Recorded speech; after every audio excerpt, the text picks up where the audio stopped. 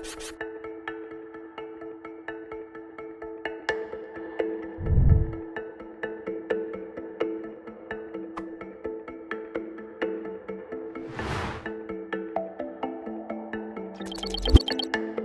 žive organizme vgrajujemo laserje iz biokompatibilnih in organskih snovi. Raziskujemo v okviru evropskega projekta ERC za mlajše raziskovalce. Kot prvi smo uspeli v celico in v podkožje vgraditi laser. Nove metode nekontaktne diagnostike, slikanja skozi tkivo in proučevanje procesov znotraj celic ima velik potencial pri študiju normalnega delovanja živih organizmov in bolezni.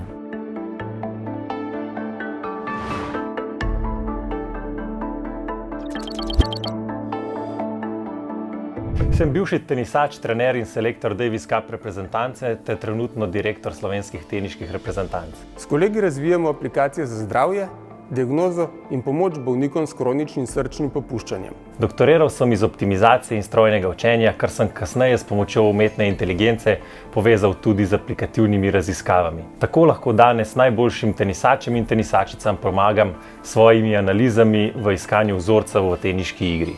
To jim omogoča, da se kar najbolje pripravijo na vsako tekmo. Raziskujem elektromagnetne lastnosti jeder in njihovih gradnikov. V času pandemije COVID-19 smo testirali zaščitne maske.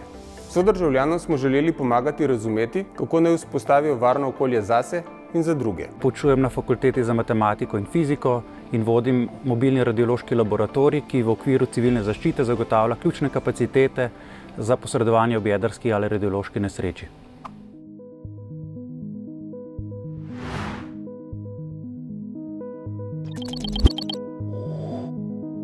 Rešujemo problem kvantne nečistoče. Vodim laboratorij UltraCool. Recimo, da imamo en sam magnetni atom, ki je v stiku s superprevodnikom. Ta sistema se potem med seboj kvantno prepleteta, nastanejo nova stanja, ki so zelo stabilna in bi jih zato lahko uporabili tudi za shranjevanje in obdelavo kvantne informacije. No in zanima nas, kaj se zgodi, ko skušamo v tej napravi zmanjšati tudi njen superprevodni del in tako na robu znanosti so stvari dokaj subtilne in ravno zato potrebujemo teorijo. Pri nizkih temperaturah pripravljamo keramiko z nanosom mikronskih plasti v curku aerosola. Ker lahko z metodo kombiniramo sicer nekompatibilne materiale, lahko pričakujemo neobičajne kombinacije lastnosti, ki so uporabne v fleksibilni elektroniki. Pri svojem delu veliko sodelujemo z industrijo in mednarodnimi institucijami.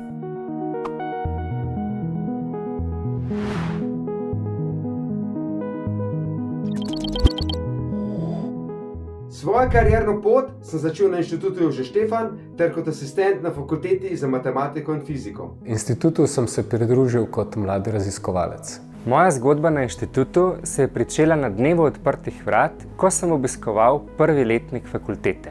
Poleg tega, da sem predsednik upravnega odbora Inštituta Jožef Štefan, sem tudi direktor dveh mednarodno zelo uspešnih podjetij Kozele in Tehnodrom, predsednik Inženirske akademije Slovenije, znanstvenik, podjetnik ter predvsem strasten premagovalec ovir. No, vse to smo pravzaprav vsi znanstveniki, ki s svojim znanjem iščemo odgovore na kompleksna vprašanja. Trenutno poučujem na mednarodni podiplomski šoli Jožefa Štefana, raziskovalno pa se s kolegi osredotočamo na plazemske tehnologije, predvsem možnost uporabe v kmetijstvu, biotehnologijah in za dezinfekcijo vode. Obenem sem tudi vodja odcepljenega podjetja Inštituta Jožef Štefan. Razvijamo popolnoma avtomatiziran robotski laboratorij za odkrivanje novih materialov. Uvesti želimo nove metode znanstvenega raziskovanja tudi za industrijo. Branimo slonokoščeni stolp znanosti, obenem pa podajamo roko gospodarstvu in širši družbi. Ponosni smo na vse svoje dosežke, se pa zavedamo, da stojimo na ramenih velikanov, ker prihodnost družbe je odvisna od njih, nas in vseh, ki pridejo za nami.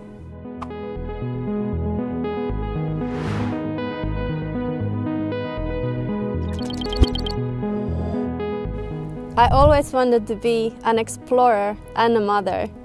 And the past 7 years, the Institute has enabled me to pursue both careers and support my research interests in new trends in participatory approaches. There are scientists from all across the globe working together at our institute. This is our home away from home.